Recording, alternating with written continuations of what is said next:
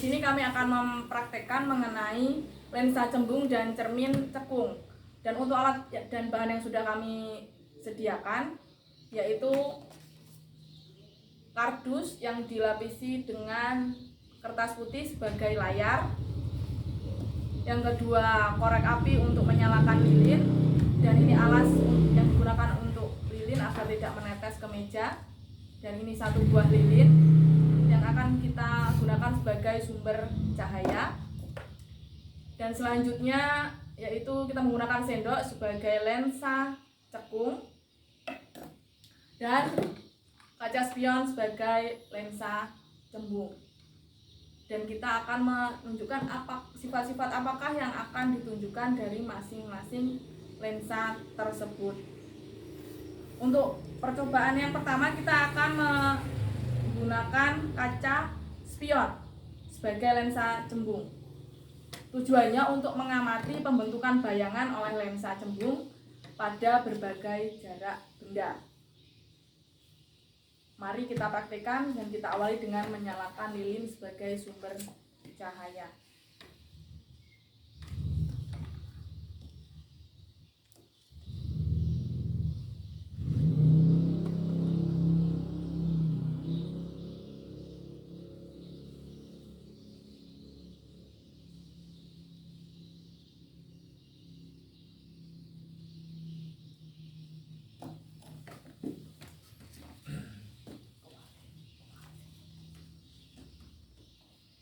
Ya, dari hasil percobaan kita ini ya, kita bisa mengamati.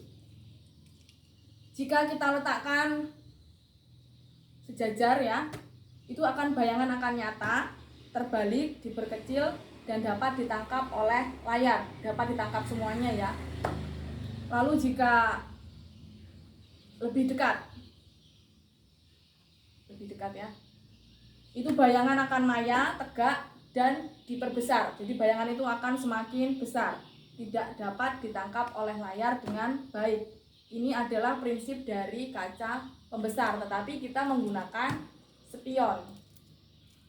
Dan untuk percobaan yang kedua, kita akan menggunakan sendok sebagai pengganti dari cermin cekung.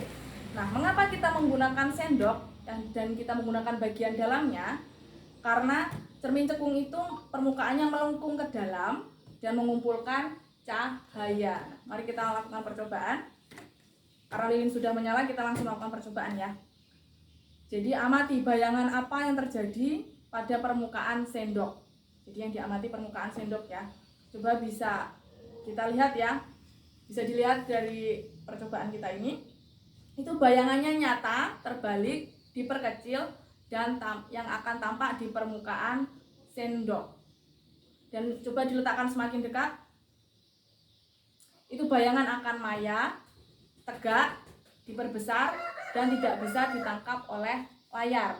Jadi bayangannya hanya terdapat pada sendok. Maka jika wajah mendekati sendok yang cekung, wajah kita akan terlihat besar dan tegak.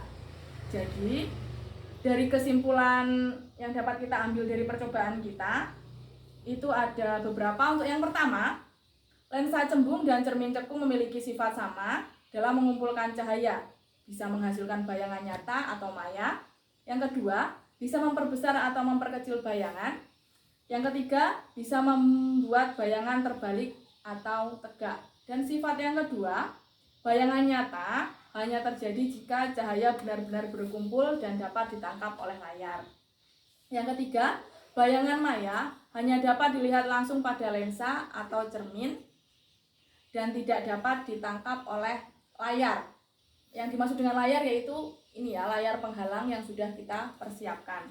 Dan yang keempat, jarak benda sangat menentukan sifat bayangan. Jadi semakin jauh dan semakin dekat itu memiliki sifat bayangan yang berbeda-beda, tergantung seberapa jauh jarak benda tersebut. Dan yang terakhir, spion motor dapat digunakan untuk percobaan lensa cembung karena bagian tengah sedikit melengkung, dan sendok sebagai cermin cekung karena bagian dalamnya berbentuk cekung atau menjorok ke dalam.